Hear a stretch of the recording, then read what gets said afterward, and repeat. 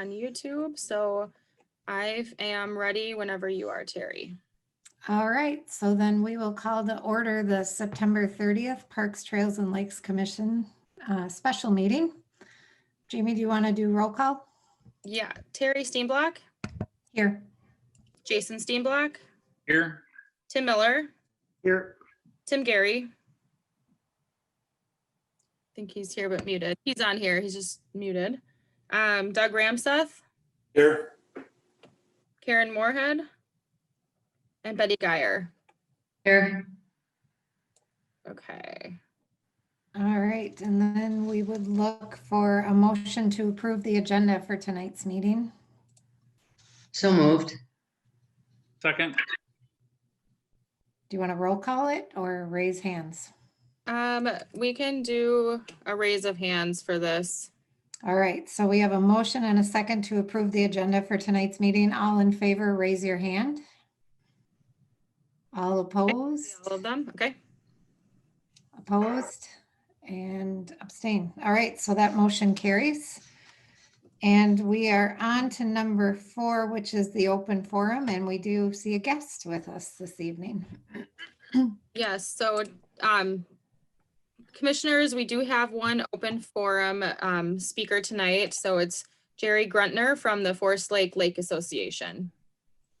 Thank you, Jamie and commissioners. I had reached out to Jamie here, well, probably a month or so ago to talk to her about a discussion that we're having as a lake association. And she suggested that I at least bring it back to the Parks, Trails, and Lakes Commission. And so I thought the best opportunity just to take a few minutes tonight to explain to you what's going on, what I wanted to bring up to your attention.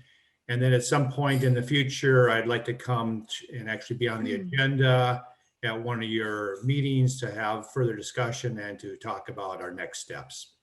So with that, let me give you a little open forum background on what's going on. Again, Jerry Gruntner, I'm president of the Forest Lake Association. For those that don't know much about us, we're almost a 500-member association now in Forest Lake. We're quite large. We're probably the largest association in the city of Forest Lake right now. And we're very active with a lot of things. Some of you may have seen we had a GoFundMe page, which was called the Hallberg Challenge this summer, where Gene Hallberg actually donated to the Lake Association $10,000 if we did a $10,000 donation match. So we met that and actually raised almost $23,000 for lake activities and or projects. One of the things we did is we reached out to our membership to ask them what would they like to see done with the monies that was raised from this Hallberg Challenge. And one of the 3 things that came up in that survey was an interest in having a fishing pier someplace on Forest Lake. So we as a Lake Association board have been in discussion about that, and lots of moving parts, obviously, with that. I'm also on the Downtown Redevelopment Committee, so that has been a discussion that's occurred there a couple of times also about potentially enhancing the area down there at Lakeside, both from a dock standpoint and potentially fishing pier. So what I really want to just bring up to your attention is that Lake Association is very much moving forward with some process of putting a fishing pier in on Forest Lake. You know, there's a number of different places it could go. It doesn't necessarily have to be at Lakeside. It could be over at the Third Lake Boat Launch off of North Shore Trail. It could be a number of other locations also. So that's decided at some point in the future. I've had 3 conversations with the DNR already about this, and they have some, they're very much supportive of this, to be honest with you. They actually said that they would be willing to perhaps fund some of this monies also for a potential fishing pier in the future. So they're very supportive. They have a few concerns on a couple of things that we could talk about at some point in the future. But from my contacts with DNR, very supportive of the concept. So we're one of the few lakes in the area that does not have a public fishing pier.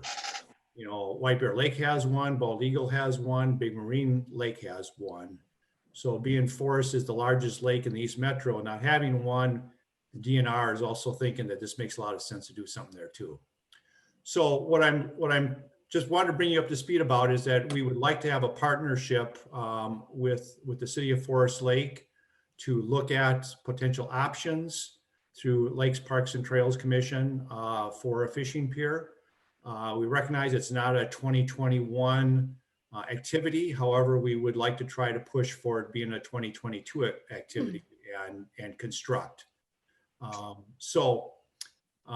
That's about all I really wanted to bring up to you tonight in the open forum, to give you just a heads up on it.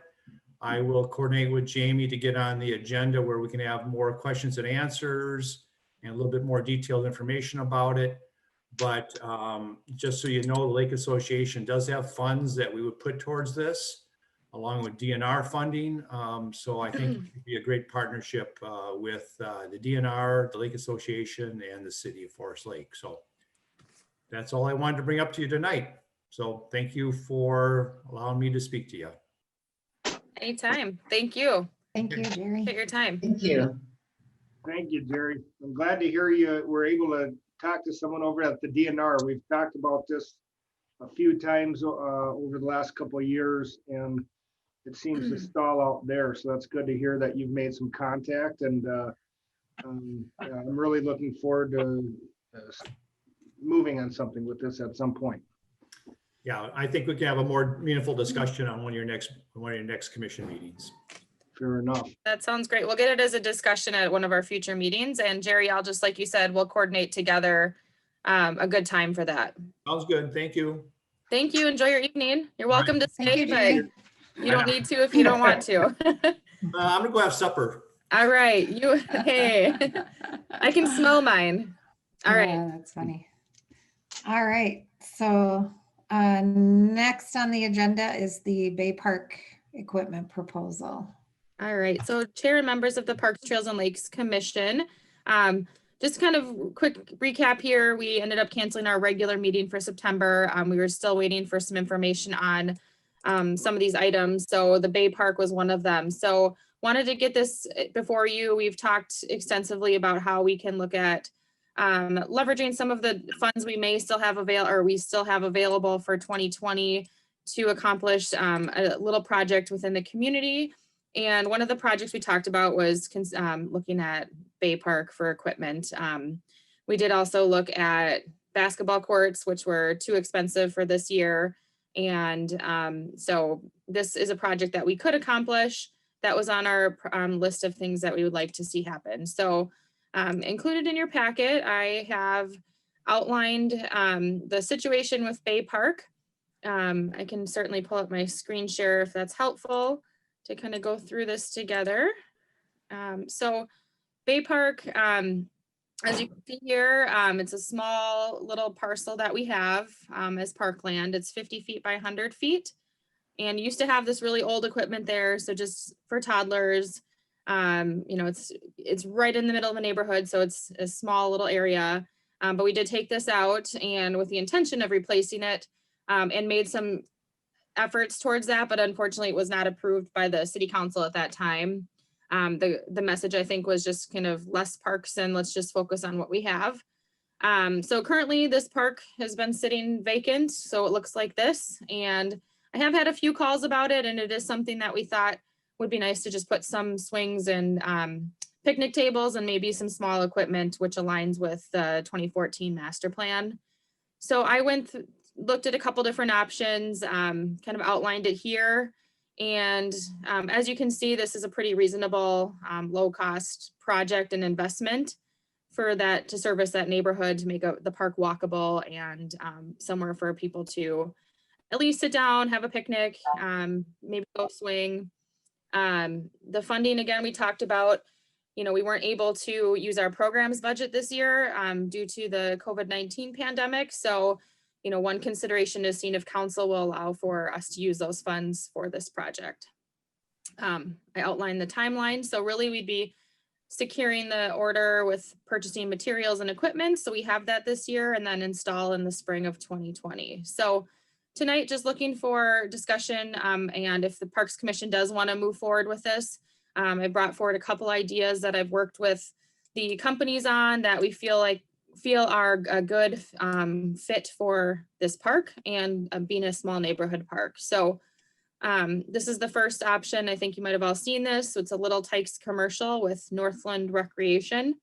So they provided a couple renderings just to kind of give you a visual of what that would look like. So it kind of would look like that in that little space. And this is a 2 to 12-year-old structure. So it kind of gives you some ideas. These are the amenities or the pieces kind of broken down for you. Some swings, the climbers. Let's see. And then the pricing. So I'm going to just jump to the next one here. This other option, they didn't have a rendering, but you can see here, there's the flying squirrel is laid out here. This is a sensory wave seat. So it's an accessory item. And then the swings here. So just wanted to take a look at this tonight. It's a good time with equipment. The first item is on sale, and this we did receive some grant funding. So really this, we did receive over $8,000 in grant funding to help bring the cost down on that purchase. So I'll just show you that here. Jamie, does that, the bottom line include the grant money, or is that less the grant money? That includes the grant money. Okay.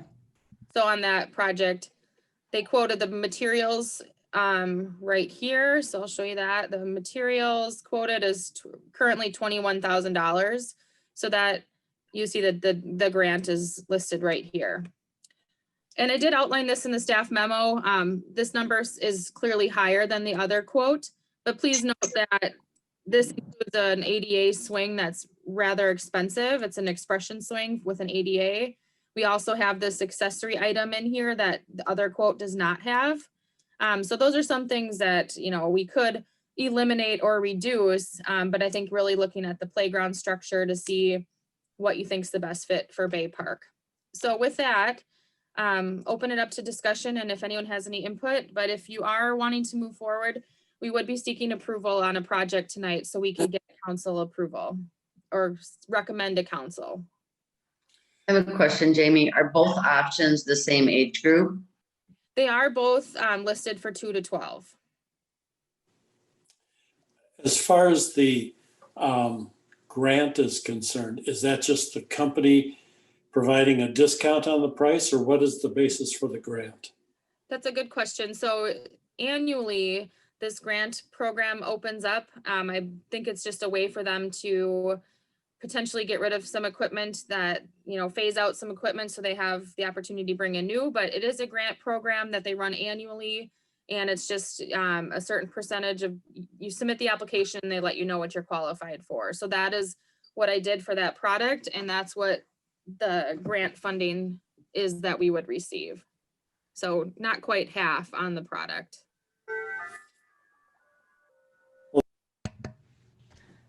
Oh, Doug, You're on mute. you're muted, Doug. 1 second here.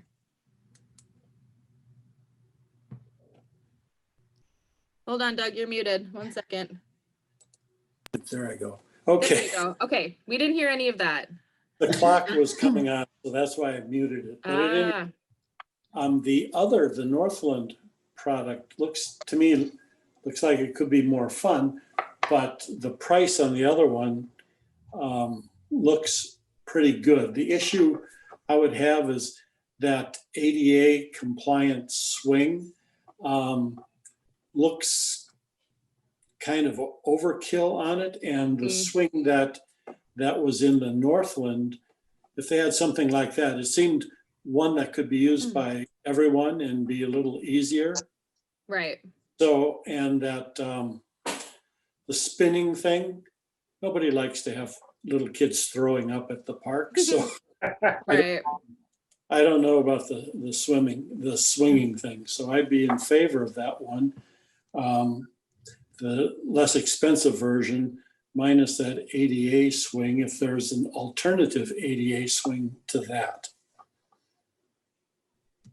So what did Mr. Miller or Mr. Steenblock, you guys are on the maintenance sub team. Did you guys have thoughts on this one?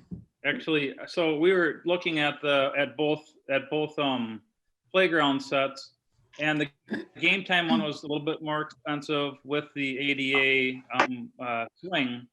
But then you look at the Little Tykes, the other playground set, and that swing that is a little bit bigger would kind of be ADA compliant, ADA there. So it's cheaper, plus we're getting in a couple picnic tables along with that. I really like that Little Tykes, or the Little Tykes playground. The only thing I was just thinking about, Jamie, is there was the black buffer that goes around for the engineered wood fiber chips. Would we kind of put in some kind of a cement or a little bit of a small little ramps? So if somebody was in a needed to get in that way. Yeah, you can certainly leave an space open that would be ADA compliant. And just kind of, you wouldn't probably pour concrete and make like a ramp necessarily, but some way that we could make it that they could access it via wheelchair. Yeah, like I say, thank you. I really like that set. It's just, it looks like the perfect set for that area. Yeah, I agree with you, Jason. That's in a little dialogue with Jamie that I had was my kind of thought process too.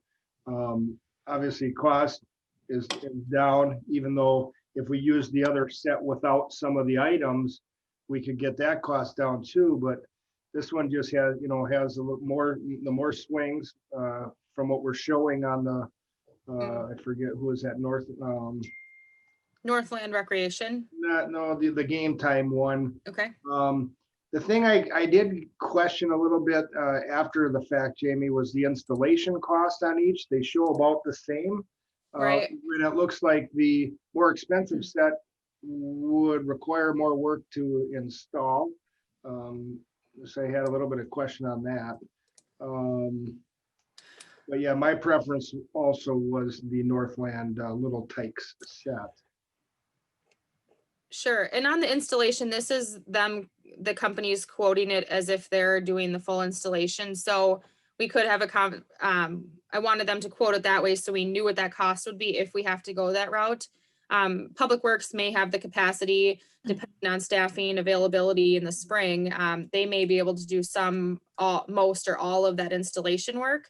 And that is a piece we can figure out. We either know that the high end cost for installation is about $10,000, or the city could look at if we have additional park maintenance staff, if that's something that they could do, at least some or all of that, which I would like to say yes, without consulting with Dave to see what capacity that would be and how much work. But I feel like there's some portion of that, whether if it's installing the borders or installing the engineered wood fiber chips, I feel like those are some things that we can do. So I would say that installation cost is on the very high end, and we see what we can do internally from there to reduce that.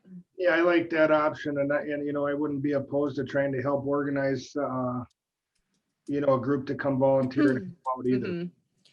I think one thing we kind of forget to do sometimes is to try to get the community engaged in these things. When we get asked for certain things at certain parks, it'd be great to be able to also say, okay, can we get a community group? I know you're gonna not always get Right. need there, Right. but I'd certainly be one that would be willing to help with that as well. Yep, I agree with that.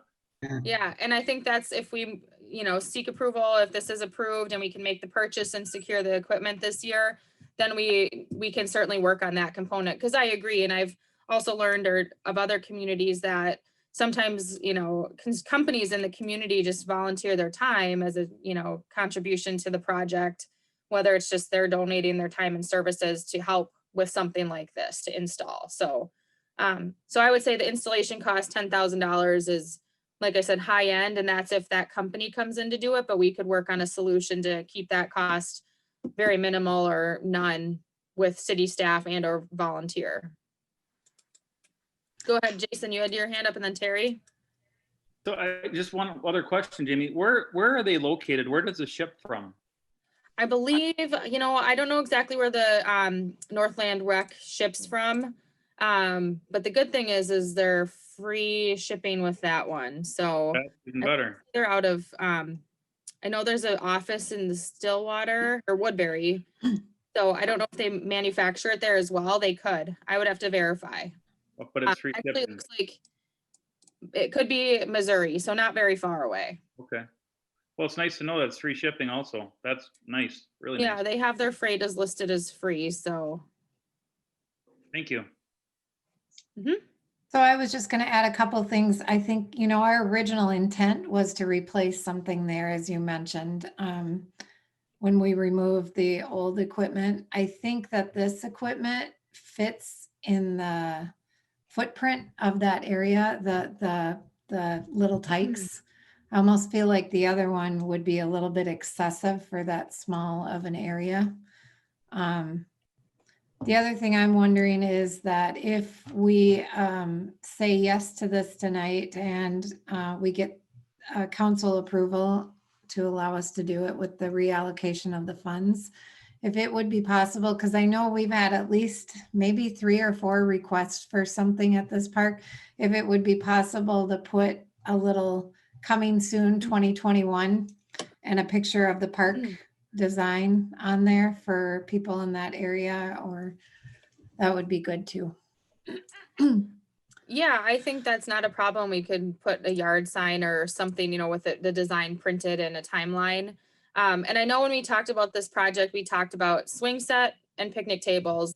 But I think, having a small play structure is nice because if you get, what it really does is it gets kids to stay there and play a little bit longer. Swinging is just kind of a back and forth motion. But now if you have a little play structure, there's climbing, there's the slides, there's, some more activity that they can do. So I think given that it fits the space a little better, that's why I also included a recommendation for a small play structure instead of just the swings and the bench, the picnic tables. So I think it does make it feel like it's a nice fit for that small space. Go ahead, Jason. Well, I'd like to make a motion, Okay. and I would like to make a motion to Bay Park with the Little Tykes playground set. Should I say total cost up to the 26,707? That sounds good. I'd like to make a motion up to 26,707 for Bay Park. So we have a motion on the floor. Do we have a second? I'll second. So we have a motion, Tim Gary, second. Any discussion? All right, hearing no discussion, we'll do the roll call, Jamie. Terry Steenblack, Aye. Jason Steenblack, Aye. Tim Miller, I, Tim Gary, Aye. Doug Ramseth, Aye. Betty Geyer. Aye. All right. All right, with that, motion carries. So I will get that on an upcoming city council agenda for their review and consideration to approve, and hopefully we'll see what happens from there. And then you'll make sure you ask for the reallocation of the funds as well. Yes. Thank you. All right. All right, so next is the facilities and special use. All It's right. So Mr. Chair and Casey. members of the Parks, Trails and Lakes Commission, you have a staff memo included tonight from our city administrator, Patrick Casey. So I'm just going to turn this over to him. He's going to walk through this and go over this with you. So with that, the floor is yours. Oh, I thought you would do this. You chickened out on me. No. Your name is on it. Yeah, I know. So you all received the memo regarding 3 of the main issues that we've had, at least since I've been here. The golf course, the senior center, and the athletic fields. In the past year, we have pretty much solved the golf course issue. We were behind the 8 ball most of that. We were left in a pretty bad position by the former operator of the golf course. So it's our plan to renew the contract with the golf course operator now. They've been very successful. It looks like the financials have worked out very well. As stated in the memo, we plan to build a new building out there to better COVID distance ourselves, and then possibly open that up to future recreation possibilities, whether that's winter possibilities for cross-country skiing. There's some internal discussions about a new building having golf simulators that can increase the winter time use of the golf course. Basically, they would have leagues that run off of a golf simulators, 3 golf simulators. So we're planning for the future. We want to make the golf course self-sustaining. A new building that has a pro shop, real good pro shop, for a 9-hole course. A little bit of food area, offices and storage. It makes a lot of sense. We have the funding to do that. So that's our plan to move forward on the golf course. I credit Jamie for finding the right people to run the golf course this year. She was a little disappointed that she didn't get to drive the beer cart this year, but No. Although it would have been fun. yeah. So I think that's a success story that we have so far. I think it's worked, and both Jamie and I were really concerned that that was going to happen, or that we were going to take turns out at the golf course putting people out. But I think that's I think it's a good thing. It's a good reflection on Jamie's work, on staff work, that we got that done. I think the course is operating well. I think the people who are operating are professionals. I think they have done a great job advertising and doing specials so that the revenue comes in, and they're on target. As most of you know, we have a $50,000 guaranteed profit for them. Hopefully we won't have to pay that this year. They're on course to possibly not have to pay that, or at least pay a very little portion of that. So it's a good thing, and we've gone forward. So that's the golf course. If there's any questions on the golf course before we move on, I'm going to do these one at a time. Let me know and ask you what you want about the golf course or what the future of the golf course is. We'll take those down. Actually, one question, Patrick. We're talking about putting in the new clubhouse. Yeah.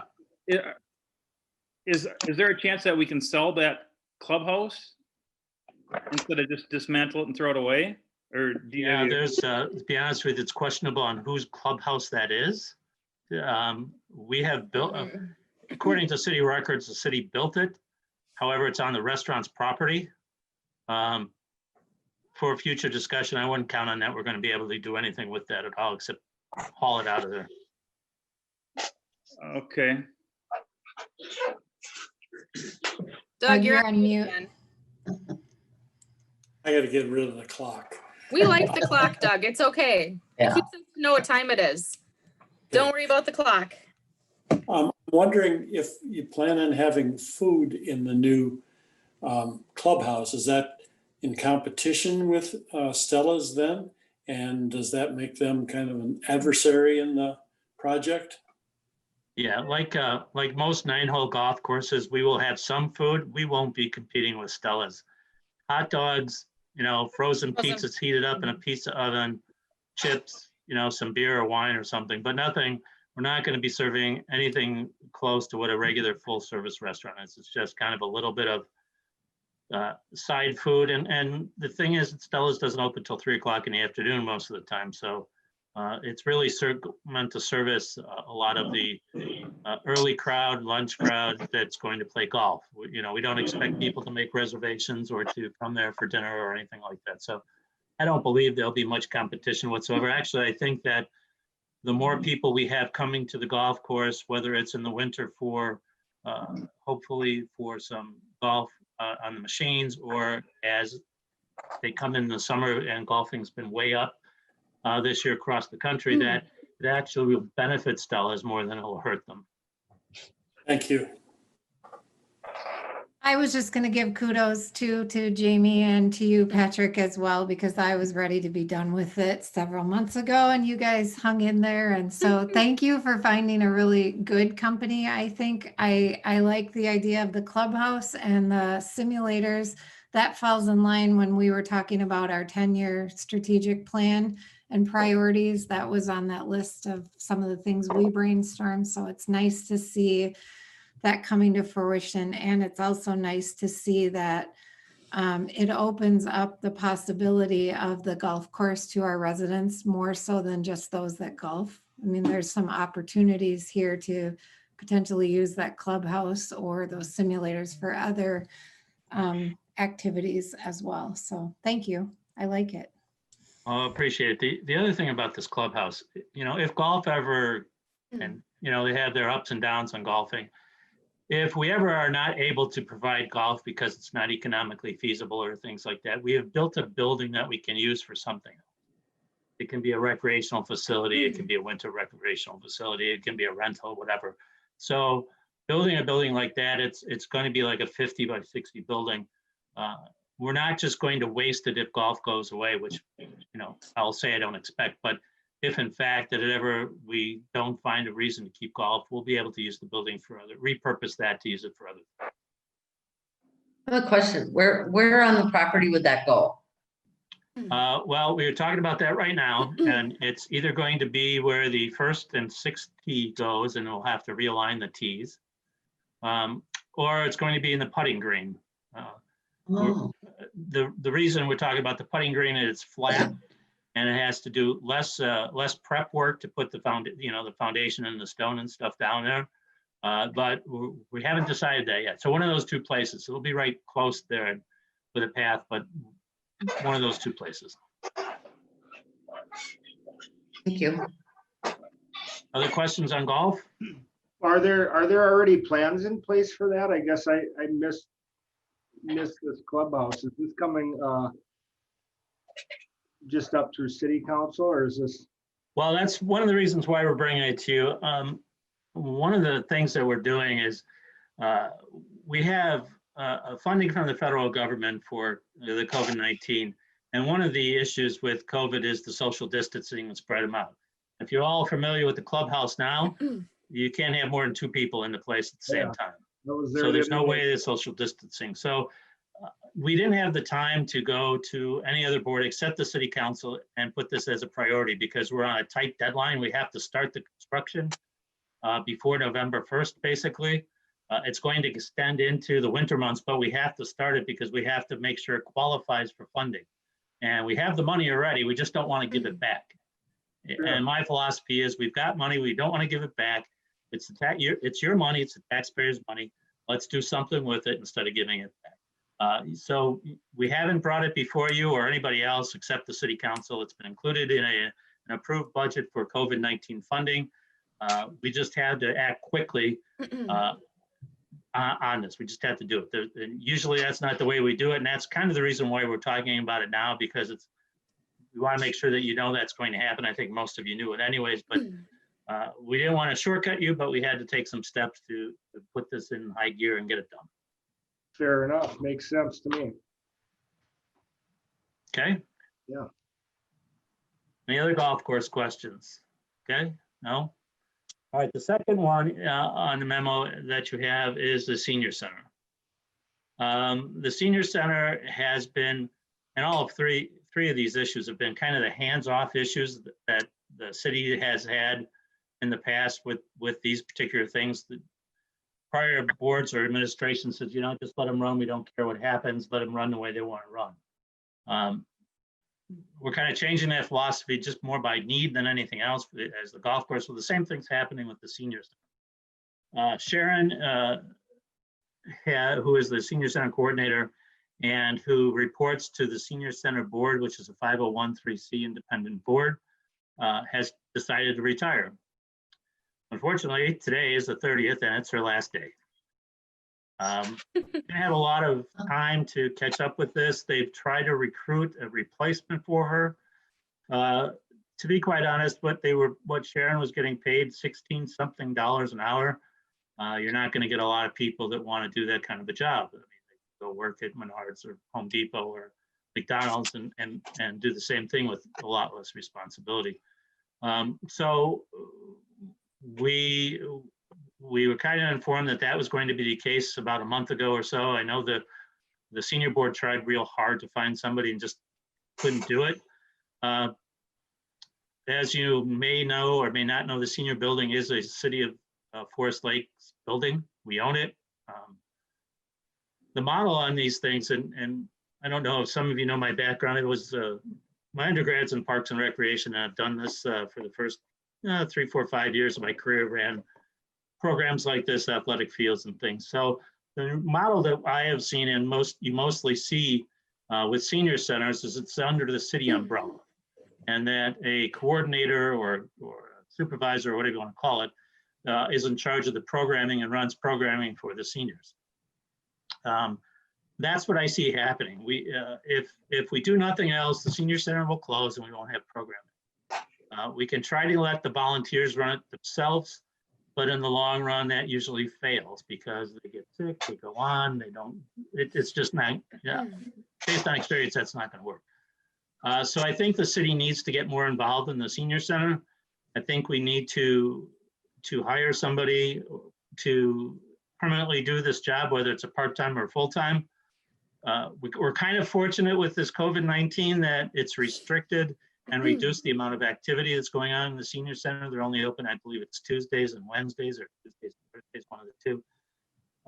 So we have an opportunity to get ourselves in and understand what's going on and to then assist in that.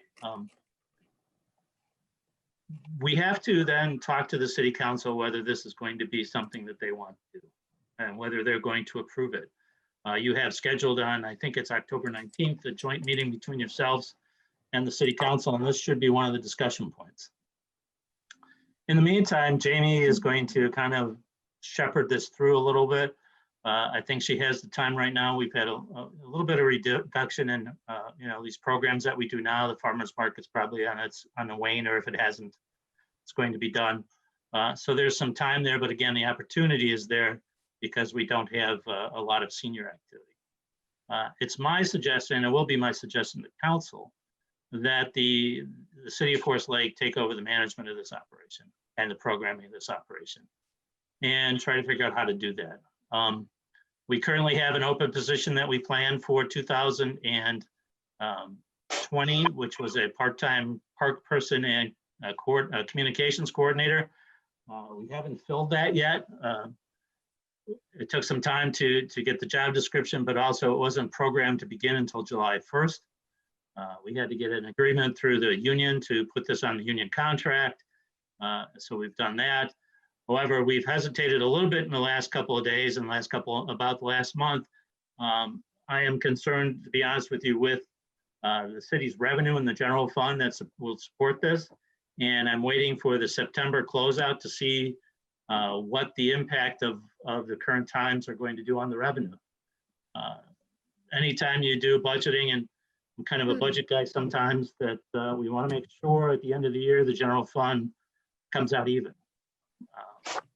And steps usually taken to do that are hiring delays or expenditure cutbacks. I'm not saying we don't need this position. If we take over the senior center, we definitely need this position.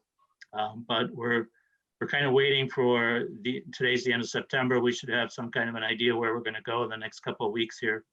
And then we'll make a recommendation. Job description's done. We just have to get it out there and advertise it and see what happens. So my recommendation is we take over the operation and programming of this. I think we can improve the programming. I think we can expand the programming. I also think that we can have a better handle on the maintenance of the building that needs to be done. We have staff that's able to do that. I think we can cut out some of the redundancies that seem to be there.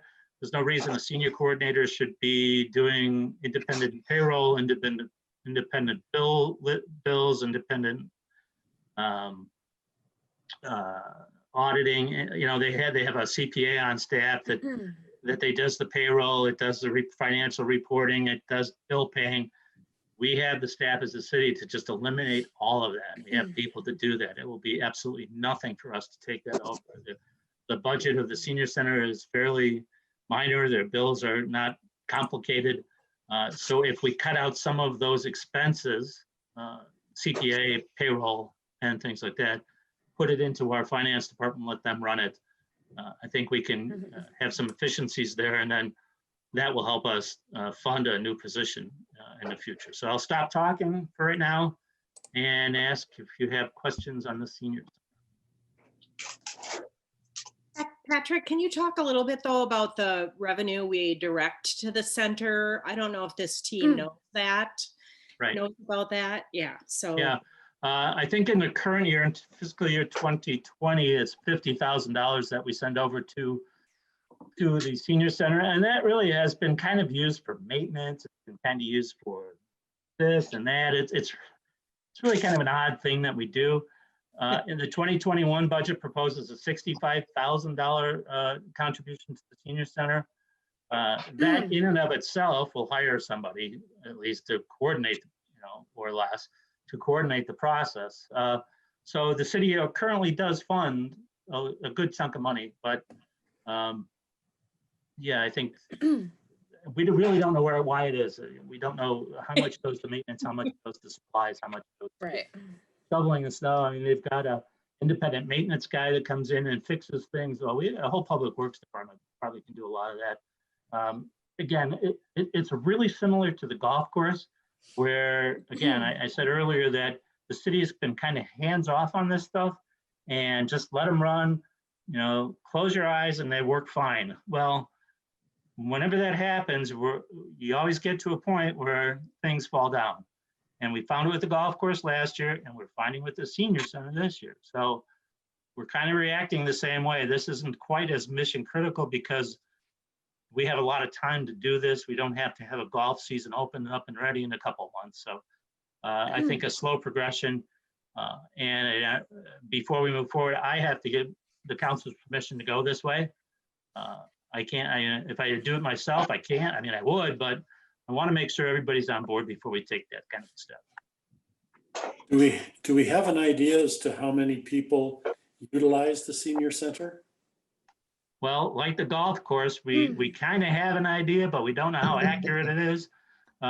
They claim to be 200 members in the senior center, whether that's for bingo or the stale donut day or whatever else it is. We don't know, but Sharon says there's about 175, 200 members. So again, we have no real great data on what they do and how they spend their money and what the budget is. And it's just, again, it's just like the golf course. We have no clue what's going on there.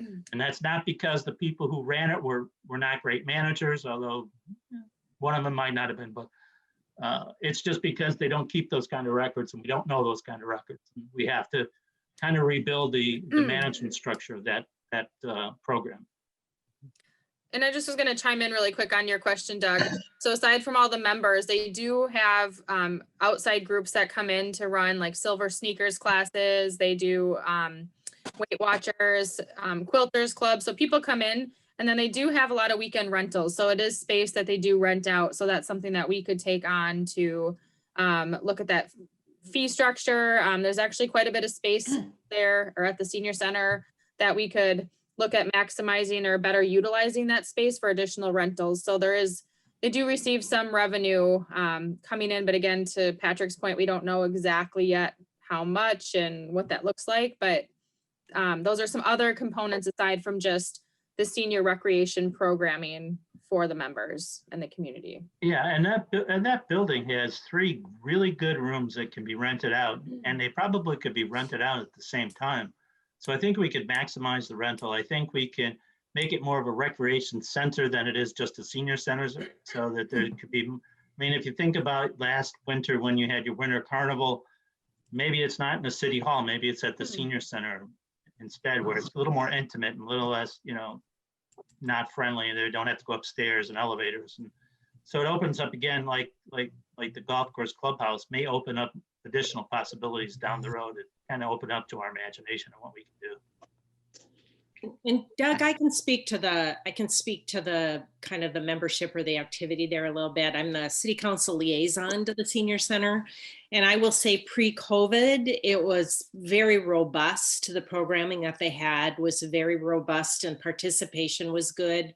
They have monthly birthday lunches and a volunteer recognition, and, the room was packed for those events pre-COVID. So but what I would say is that it is an older demographic, probably I'm going to say 75 and up, maybe even 80 and up. So there's a lot of opportunity there. Those that are participating love it. It is their social outlet.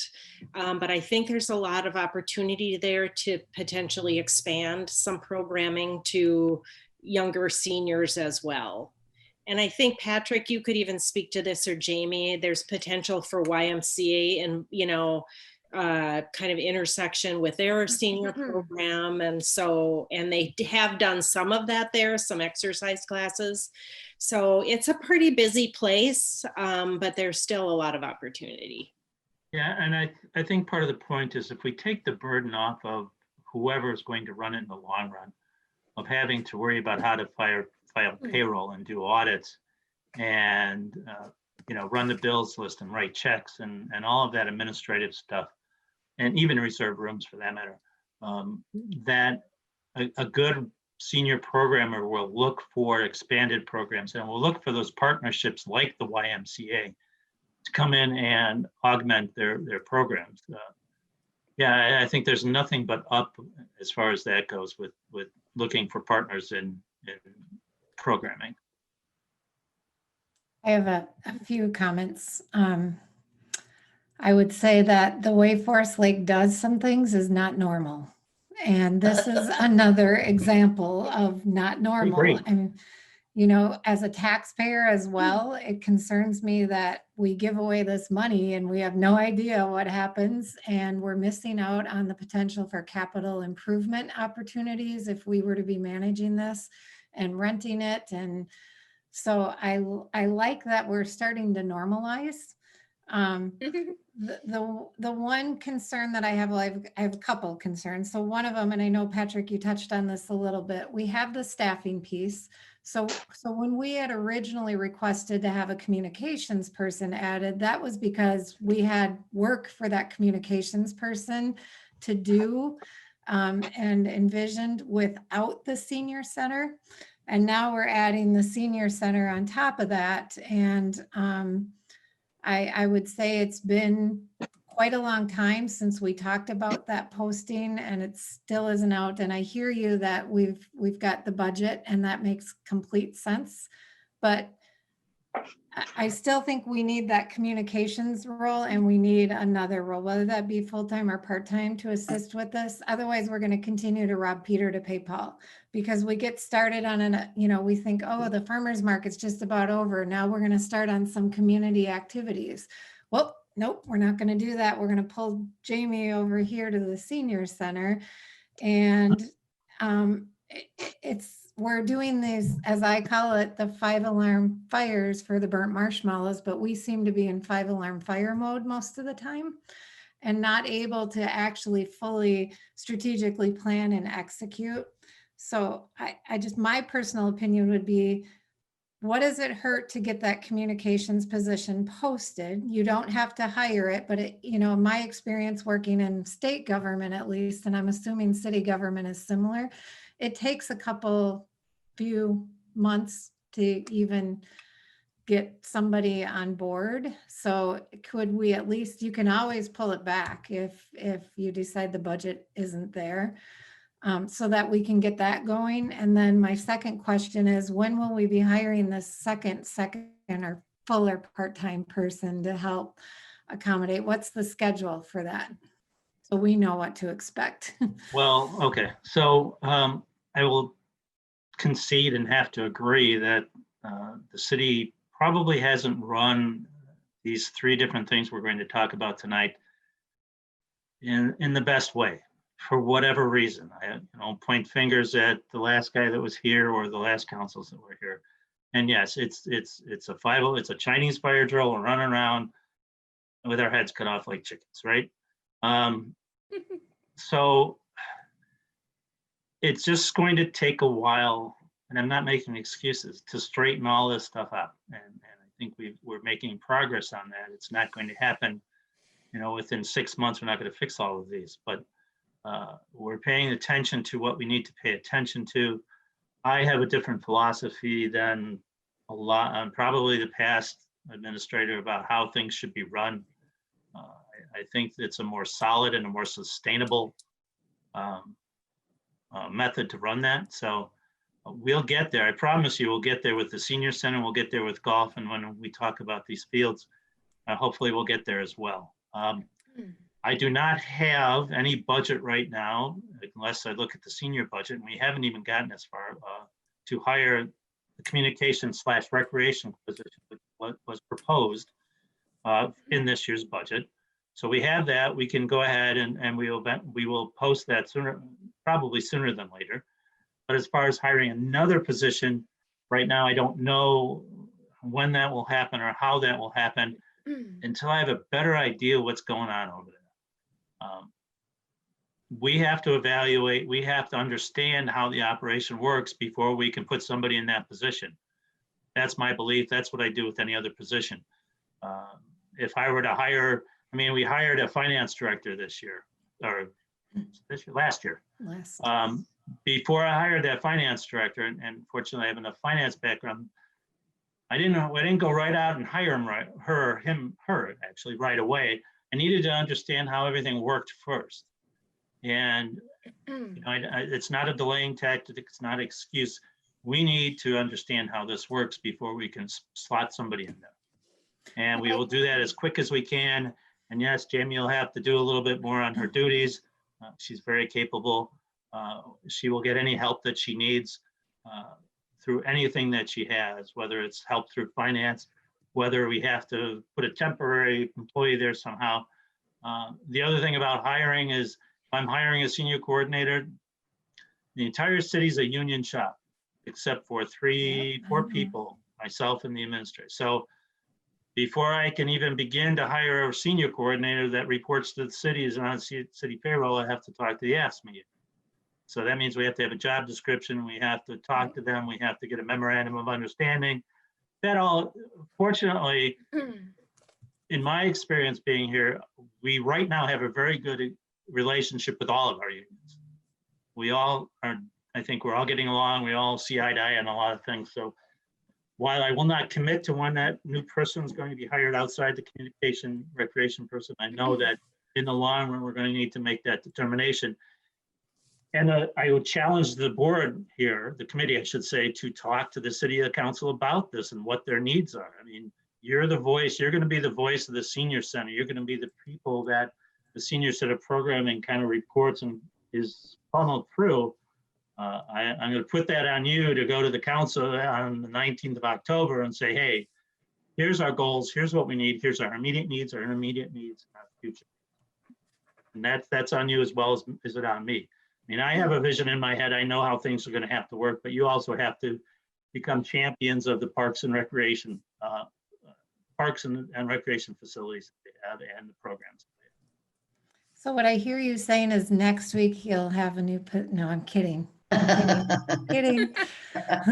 I would If say I could do it all on my own, we'd have it all settled by now. But I think that's fair. I think what you said is fair and it makes sense. I just want to make sure that it does. I think we as a commission then need to understand that the work that we were hoping to get done in some areas is now backburnered again. And so, Kathy, would make a plea to you, if parks, lakes, and trails was important enough to be prevalent on the strategic plan, then city council needs to put their money where their mouth is and start funding it at some point, because you can't make something a priority on a strategic plan and then not fund it. Because as I said, what I continuously see is we get a little momentum and then squirrel, if you've seen the movie Up, and then we get a little momentum and then blah, and then we get a little momentum. So I think, Patrick, I appreciate it. I think it's fair in that you need some time to evaluate it, but it can't go on for a lifetime. And it needs to be funded. And rest assured, I will be there on October 19th to help City Council understand my position. And I think, Patrick, could you kind of mention too the 10-year financial plan? Because some of this wraps into that as well, right? Okay. Yeah. So let me say a couple of things. I've only been here 2 years. I think we've made a lot of progress quickly. whether by emergency or non-emergency. So a different philosophy, different way of doing business. You have. Making a lot more sense. So I think you can understand that I'm not going to change the way I manage, and it's been 35 years of managing this way. So strategic, the 10-year financial plan. Now the 10-year financial plan is going to lay out how we fund things for the next 10 years. One of the exceptions and that this committee has to understand is you're not yet included in any of that stuff, because I need to know what your goals and what your visions are. So we are going to present a 10-year financial plan to the city for everything else we do. It's not going to include recs and parks and trails. It needs to include recs and parks and trails. But I need to know, and you need to know, what is first, how it's going to work, and how much money you need. You know, where's the priorities? And you know, you had a 2014 park plan. That needs, the first thing you need to do is update that and see where you're going. You need to know, okay, so what's the priorities of this group? Is it to add more playgrounds? Is it to add more recreational programming? Is it to build a swimming pool? What is it?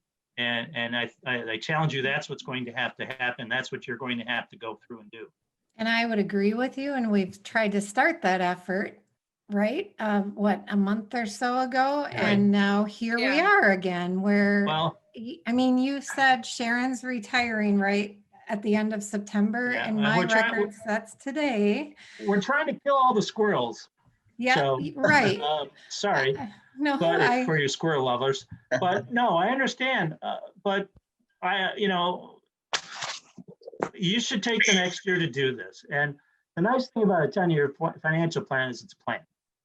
And I've already talked to the people who are putting it together, and how we're going to have to come back to council and say, okay, we're going to amend it. Here's where parks, recs, and trails fit. And how are we going to fund this stuff? Because, you know, parks, recs, and trails, and I'm going to give you, tell me now that we don't have enough land, that we're going to have to start to really look at getting more land to reserve for parks. Because in my opinion, your priority should be finding land and not money, because land doesn't come back once it goes away. So part of a plan needs to go, where should our future parks be and how do we get it? Right? So, because if you want to buy land 30 years from now, then it's developed, it's going to cost you 20 times more than it does now. It's better to now look at where strategically should put your parks, where you should strategically put the big parks versus the little parks, and all of that. I'm not going to tell you how to do your job, but that's my opinion. So once we get that information from you, and I would say probably next year or whenever that might be, then we can easily slot that into a 10-year plan and update it. The challenge that you have, and all city departments have, is you're competing for the same dollars. And what's the priority? Is it a paved street or is it a park? Is it a park or is it a fix this building? And that's the stuff we have to discuss in a 10-year plan. We also have to discuss, are there potential new revenue sources for fund parks and rec, and where do those come from? Because, you know, you have what I call an impact fee, but you have that is paid for every house, but you know what? That's not enough. It's not going to be enough to fund your needs, flat out. So how do you do that? Do you say, okay, from now on, we're going to have a portion of the tax levy that's dedicated to parks and recreation and trails? There's very little other revenue sources that we can pull on. And those that we can, if it's different, require a referendum and state approval and all that kind of thing. So I'm a park champion. I agree with you guys entirely, 100%. And part of the strategic plan, it told us that the reason people like Forest Lake and want to come to Forest Lakes is because the parks, rate, and trail, and the lake. So that's one of our biggest draws, and we need to fund it and to continue to make it a part of what we do. And that's a challenge, because you are competing for dollars with everybody else, and you're competing against the taxpayers, some of those taxpayers out there that say they don't want to fund that kind of thing. So. All right, I'll get off my soapbox now. I'll get off Does mine too. anybody else have anything they'd like to comment on as it relates to the senior center? No, thanks. Are you sure? Yeah, it's been covered really well, so. Okay. Terry's got it. Okay, well, we'll go on to the most favorite subject we have, and probably the most complicated one that we have. So the history of using fields in Forest Lake are as convoluted as the senior center and the golf course, right? And not to blame anybody, not even the FLA or anybody, it's just been, that's the way it is. We gave over to an organization, an entire park to run themselves and pretty much say, we're in charge of it. We don't want anybody else on it. Well, I'll tell you right off the top before I get, and I'll get on my soapbox right now. All of your parks are public land that are funded and paid for and maintained by property tax dollars. Everybody has the right and should expect the ability to use those. There shouldn't be locks on gates when, you know, if I'm a dad and I've done it myself, I brought a couple of neighbor kids and my son to play baseball in an open park. Well, if there's a lock on the gate, that means I can't get in and play some pickup game of baseball. That's not a good thing.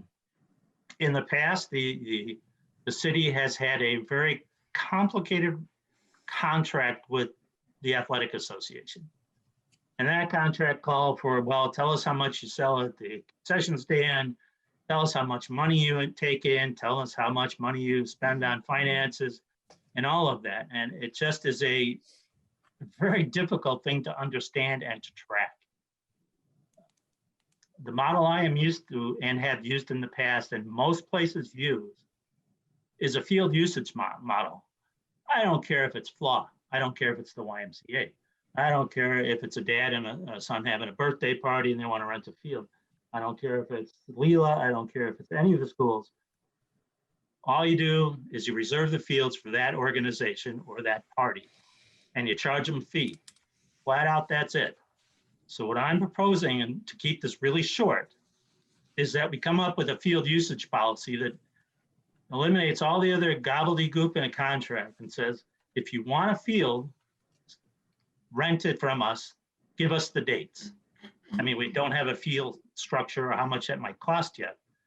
But what I've done in the past is the fields that I, a long time ago, basically, they have a lot of demand, whether it's baseball, soccer, football, softball. You get together in February of every year, you invite all the parties who you know are interested in field rental, and you say, we're gonna have a field rental day. And you sit down and you say, okay, what days do you need your fields? And they all pick their dates. And then after that, you schedule them all in, you work it all on.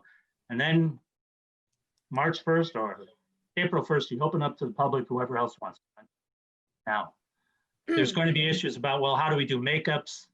How do we do rainouts? How do we do tournaments? Those are easily handled. I mean, when I used to do makeups, we had games Monday, Tuesday, Wednesday, Thursday, and every Friday was open fields. That was makeup day. So if we had rain on Monday, everybody knew that next Friday, that's where their games were going to be. So they reserve it for makeup. It doesn't have to happen, then that field's open for you. But the point is let's treat all the organizations and all the people who want to use our field the same. Don't treat them any different. Now, we can, and I gave you some policies from St. Paul and from Ramsey. We can say that our local organization school have first dibs, first rights before anybody else. So if somebody from, St. Paul wants to come and rent a field for a tournament, they don't have the first right. FLA does, or Leela does, or somebody else does. I mean, we can do that, but that's why you have a scheduling day. It just takes all the muck and the craziness out of it. I mean, there's been arguments back and forth and back and forth. What the people should pay, what they shouldn't pay. Bottom line is they pay a field rental. The city is responsible for the maintenance of the fields. Sprinkler systems, fences, making sure there's no big holes in the ground. And then all they have to do, if like a FLA, for example, maybe they just have to drag the fields and chalk them. If they don't want to do that, we can find somebody to do that as well. But Just let's make this simple. Let's make it straightforward. Then we don't have any complications. I mean, I know that's kind of boiling it down to a very basic structure, but that's what I think we should be doing. And I think that's the most fair and equitable way to do it. And to be honest, it's the most easiest for the staff to administrate that kind of thing. So I'll open it up if you have questions. I know that's probably a revolutionary thought here, but I'll let you ask me things. See, I just want to say, I like this plan of the fee, and you're right, it has been convoluted in looking at what has gone with some of the organizations, I won't name any. And the fee and the dragging and finding that, I think you could just add another fee to drag and chalk it for a tournament. And if they want a maintenance person there for the day, we can probably figure that out too in a fee form. So I know that's worked in some other cities that I know, people that are in the public works department. So I like this option. I think it's an awesome idea, and I think it's going to work out very well. And you keep it simple. Hands down, it's a really great idea. And fair and equitable. And fair and equitable. Very true, Yeah. Betty. And I want to mention that it's just not going to be the Fenway fields. It's going to be every field that the city maintains and owns, whether it's a soccer field, football field, a baseball field, or a softball field. Coolancan Park, same thing, reserve the fields.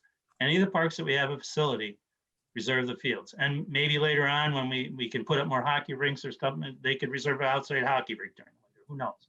But it's really just a really basic way of running our fields, knowing who's on them, and just getting out of the way, because really we don't want to be in the middle of an organizational structure and tell them how to run their baseball program, their soccer program, any other program. And I think Kathy, the Leela, they go out of the city to play games. Why is that? Well, it's because we have fields tied up that are by an organization that we know there's open times to use. So why are we allowing or letting or even telling a school like Leela, and I'm not favoring Leela, that they have to go to Blaine to play some of their games when we know we have fields open? They're just controlled by one organization. Couldn't agree with you more on that. I couldn't either. And I think it helps from a transparency standpoint, because we have had people come to the open forum complaining about costs and fee structures. And so at least this creates, again, going back to that equity and transparency standpoint, here's what the fees are, this is what's paid. We can make that public so that everybody understands that. And I think that eliminates some of the issues that we've had in the past. And I, like Patrick, believe that anybody should have the ability to use those fields. And looking at Fenway in particular, there are a lot of times living over in that area that you would see people wanting to use them and they couldn't because they were locked. And so I really like this plan as well. And it gets us off the hook of having to look at the financials for an organization, which I really don't care to do. But if we've got it in a contract, then I'm going to demand we get it. So it's a normal process. It's clean, it's equitable, it's transparent.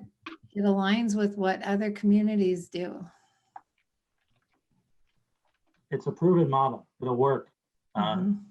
I just know there'll be bumps and bruises and finger pointing, but it really, in the long run, and I tell war stories, but it's like firing a bad employee, right? You feel really bad, and you got to go fire somebody, and you don't sleep the night before, and you feel sick to your stomach, but you fire them. But a week later, you feel so much better because that employee is not there. It's the same kind of thing. If we straighten this out and we make it work, again, it's going to be a lot less work for all of us in the long run if we do this.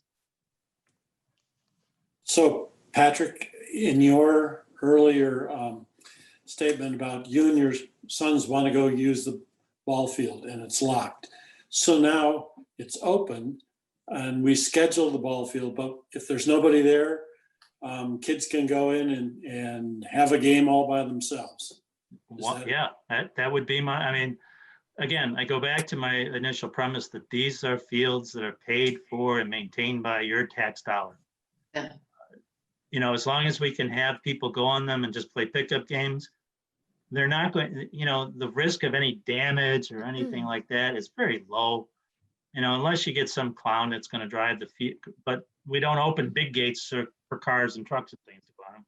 We open small gates that, you know, I remember taking my son to baseball fields and trying to get to hit better. Now, it never worked because he never hit better, but at least I had the opportunity to go on a baseball field and pitch to him. And that's all I'm saying is that whether it's the simple dad and son or dad and daughter playing softball, or it's a Leela who wants to play their games in the town that most of their students come from, or whatever the case may be. That's what we're trying to do. We're trying to make it equitable and fair for everybody. In my mind, that's an economic development opportunity as well. When we're sending people out of our community, when we could be bringing them in and generating revenue. And yeah, to me, it's a win-win, but. So these items didn't have an action item next to them. So what are you looking for from this commission? Well, I think you need to discuss whether you approve of the direction that we're going in. And if you want to take a vote that you approve those action, I think that's fine.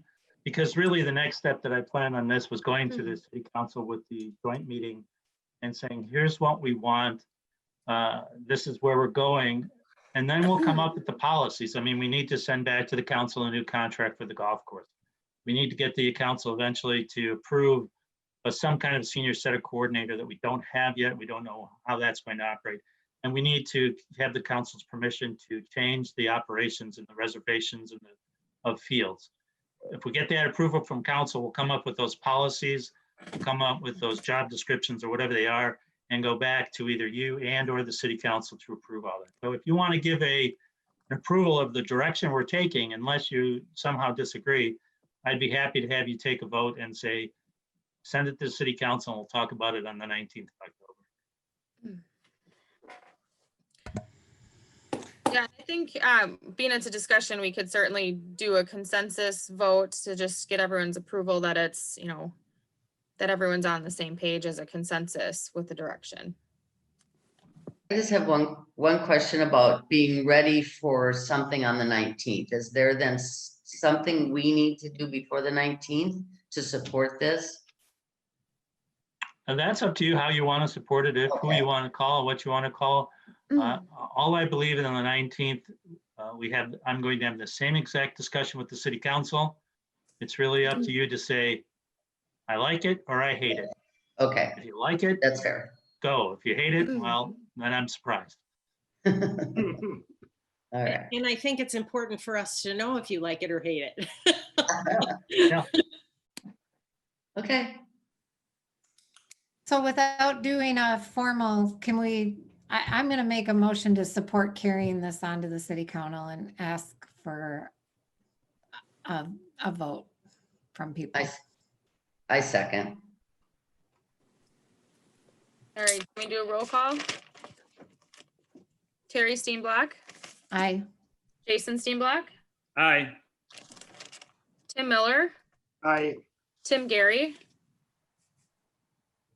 Is he on here anymore? He dropped off, I think. Doug Ramseth, Aye. and Betty Geyer. Aye. Well, thank you very much. I appreciate your time and listening to me and some of my babbling, but I think we're on the right track. It's really helpful to know kind of where we've been and where we need to get to. So yeah, that was I good. agree. Thank you. Thank you, Patrick. All right, have a good evening. I'll let you guys finish your business. All right. Thank you. Thank you.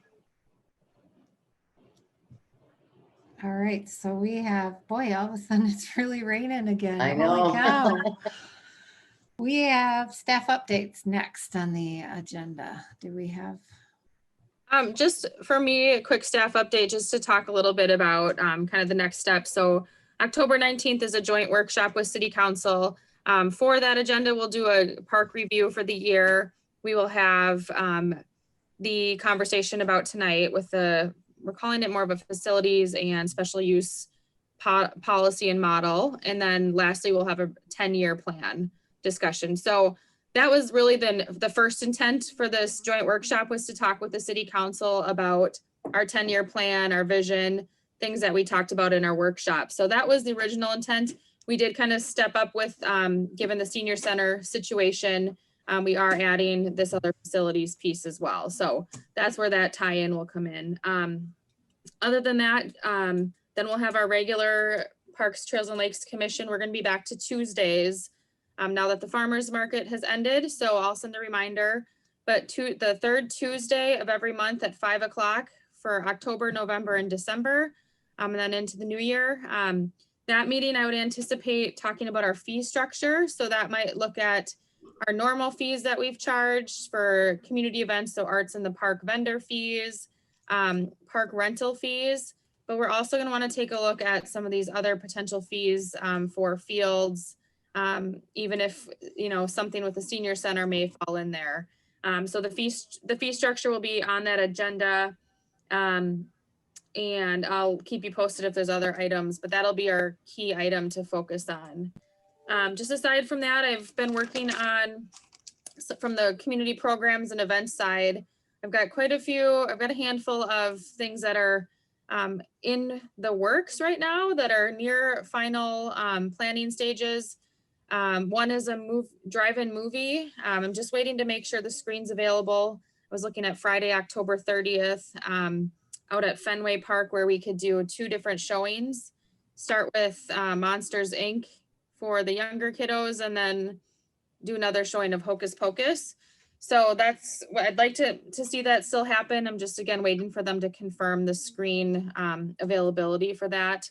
I've met with Terry regarding a fall scavenger hunt. So we've talked about that, and I've included Betty and Karen Moorhead on that conversation. Pretty high level, we're looking at November, where we are going to talk about more of a photo scavenger hunt, something that we can put out there for the community to do over a week-long period, maybe for the whole month, where they can just go do it on their own time. And it's just a fun activity to encourage people to get out. I think it's important right now with social distancing and everything still going on with COVID, that they can just do that within their household on their own time and be socially distanced. So we're working on some form of scavenger hunt.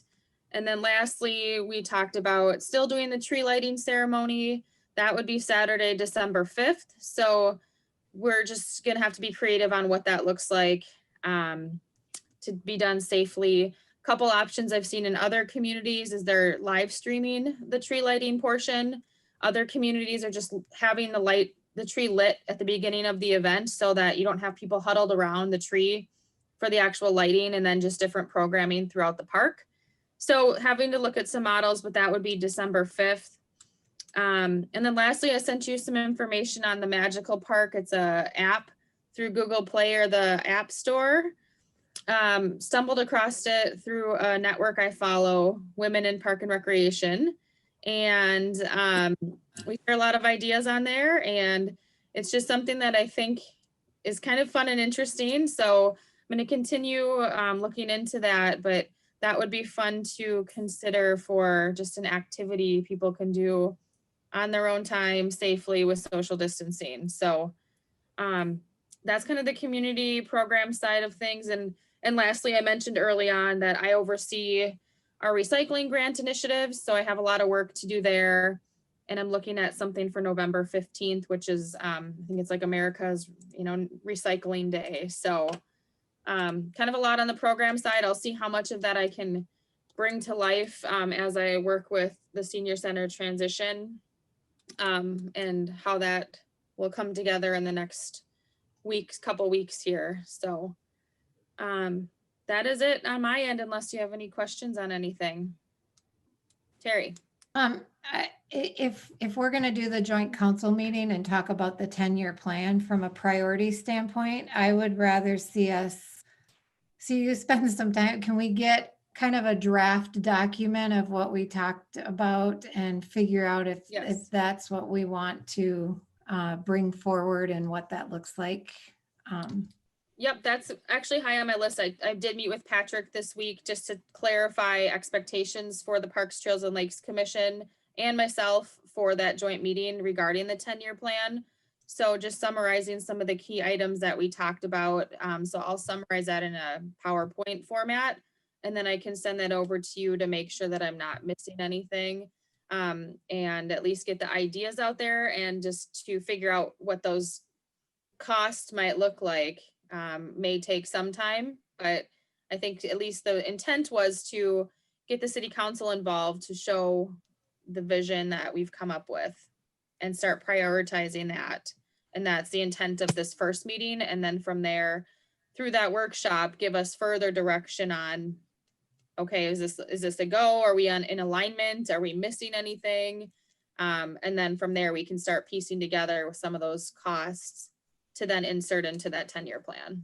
Does that make sense for everybody? Yeah, and I think if we need to have an additional meeting or something to make sure that we're prepared for that, we should consider that, because I feel like we still have some work to do. So again, from my standpoint, if you have to back burner things to make that a priority, I would say let's do that, which is again unfortunate, but I want to make sure that we go to council prepared with something. I agree. And so I personally loved the visioning document that you created, and to build off of that. And then I think what council would be looking for, just to kind of help maybe guide your progress moving forward, would be, an overview of that visioning document. What does that mean?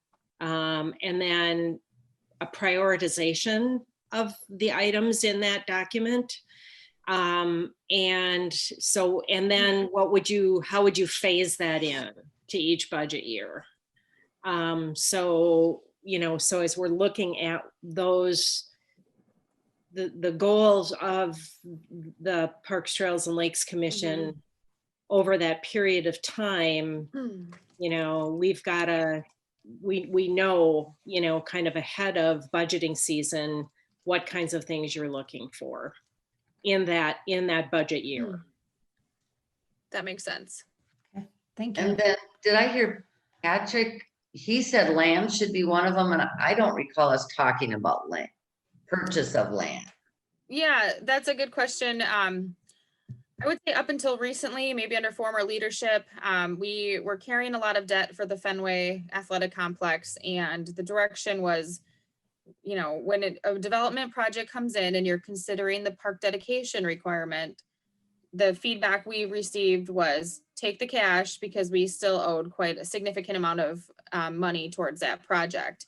And every time we did receive park dedication fees, half was only going to our loan and half in our park dedication fund. So, I think Patrick brings in a little different perspective, and would like us to not just have it be recommended that we take the cash. Let's look and evaluate the land acquisition piece of that. Given that, we financially are no longer owing that debt. And he does make a good point of, we're kind of landlocked right now with what we have is what we have. We have secured a little additional land adjacent to the Fenway Athletic Complex for future expansion. But as we look at the comprehensive plan that we just completed, we did identify future parks there. So I think we need to look at that closer and spend some time on that to see, okay, here's where a future park is projected. Do we have land near there? If not, how do we look at some of those parcels and acquire them? Is it purchasing land? Is it, what land do we want? So just thinking ahead. And I think, the land acquisition's newer to myself, because we just haven't thought that way of really look ahead and see where do we need to plant future parks as the community grows. And I would add to that, Jamie, that if you're going to shift your mindset from taking the cash versus taking the land, that you need to make it very clear to council that it impacts your budget to do that, right? That you're going to need offsetting resources to be able to get the work done that you need to get done. So I just think that needs to be really clear to council. Yes. I'm not sure everybody understands that. I mean, they maybe have heard it, but I'm not quite sure they understand that that's been a source of revenue for the programming and some of the Right. park improvements work that you've done. So And I think we have, when we've looked at requests, we've looked at, does it make sense to take the land and the cash? And based on what's been brought forward, the land options haven't been the most optimal choices either. So if we're gonna explore this, then I think it's looking at land outside of what is brought to the table when a development comes about. Yeah, and I think part of that question is looking at that comprehensive plan and maybe even seeing if we can identify like how, how much land, is it one more big park that we want to acquire?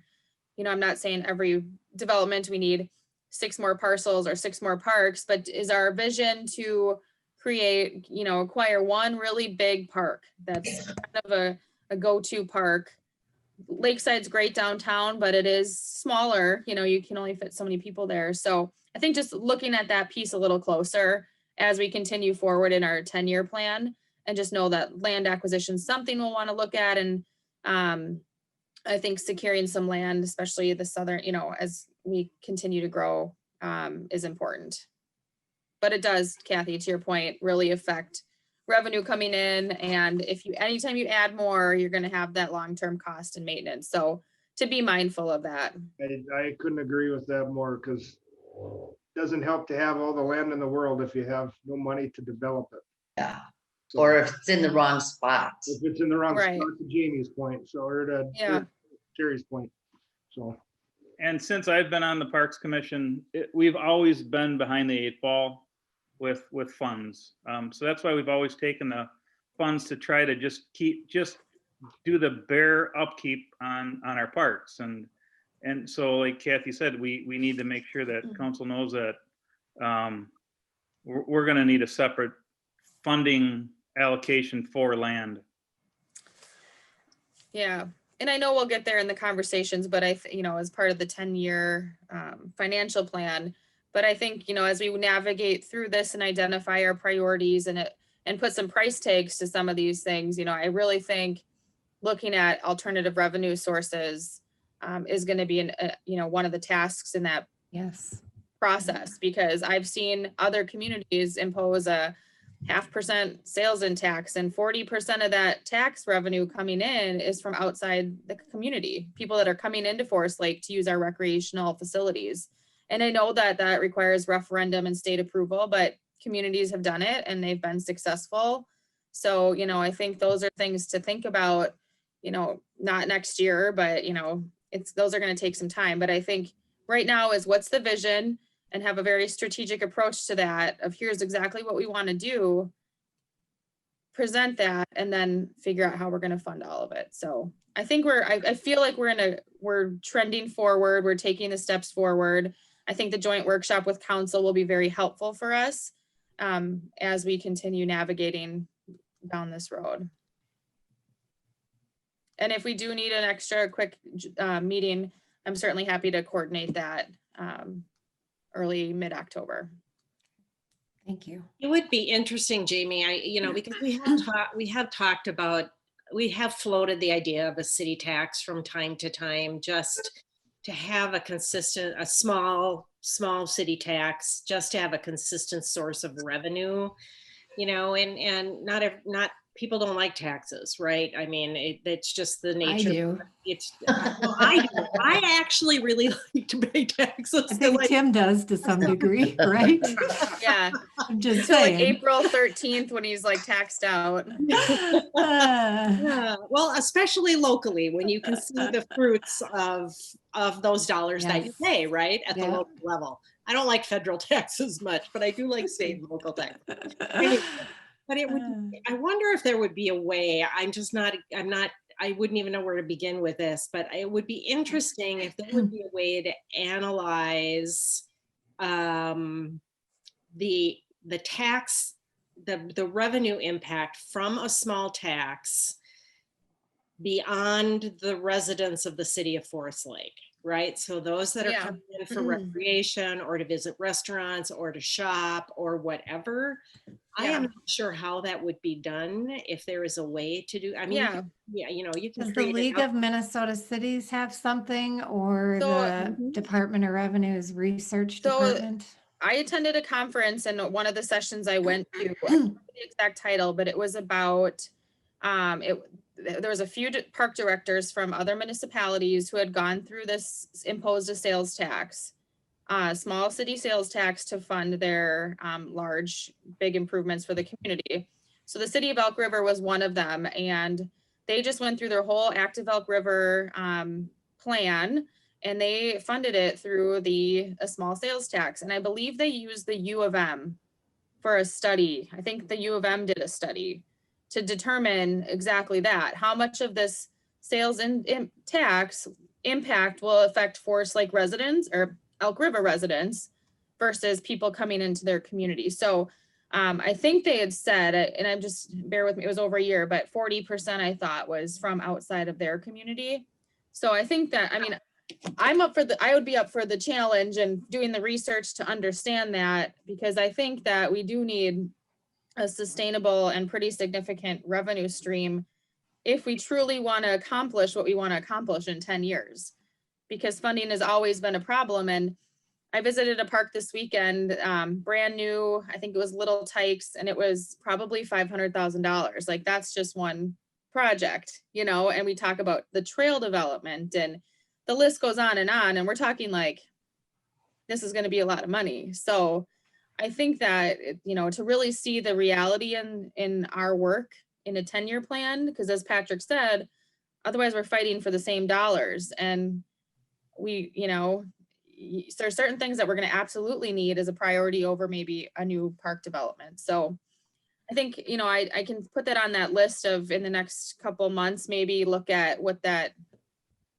study would be and just have that in our pocket for when we're ready, because I do think that's an interesting model. And I guess my last thought on it is, if you're going to go to referendum and do a sales tax, I feel like more people would be in support of funding recreational amenities to the community than they would something else. So I think it's a good option for us to at least explore and consider. So just the timing on it, I don't know. Go ahead, Jason. I don't know if we could do this or not, but do you know how, like, all the different baseball or softball or whatever, they always get them big cages from the recycling place for pop cans? Yeah. Could we do something like that to fund something in our parks through recycling? Yeah, I mean, I think that's something we could do. I don't know what those cost, and we would have just like the logistics of, you know, hauling it to, I don't know where the nearest, Well, it's down in Hugo, so it's Yeah, not too Hugo. far away. Hugo. I don't know, so that's something we could look at as a little bit of an income. Yeah, I think that's, I mean, I think we'll take any revenue we can get. So I think that's a good thing. And that could be tied into a recycling initiative as well, you know, Okay. recycling education and. Okay, thank you. Mhm. So we digress a little bit. Yeah. We've generated quite a bit of revenue in these last 10 minutes. Let's hope so. Maybe it was 10 minutes well spent. Could be. Does anybody else? Questions have on my anything, updates? Or are we? Jamie, thank you very much for finding an awesome spot, playground equipment for Bay Park. You're welcome. Thanks for doing all the legwork on that. Yeah, I think it'll be nice to fill that space. I think there's enough people that would use it, kind of, you know, we talked about at our vision plan of quality parks and Yep. things that can be, you know, accessible. You know, people aren't going to drive over to Bay Park, but people could walk 5 or 10 minutes to access it. So I think if that's, you know, investing $15,000-$20,000 to do that, and it's there for 20 years, I think that's a good investment to do. So. Yep. All right. Anybody want to make a motion to adjourn? I'd like to make a motion to adjourn. I'll second. All in favor? Uh, All right, I see everybody. All right, Thanks for your time and input. We'll be in Thanks, Jamie. Thanks, Bye. everyone. Bye. Bye.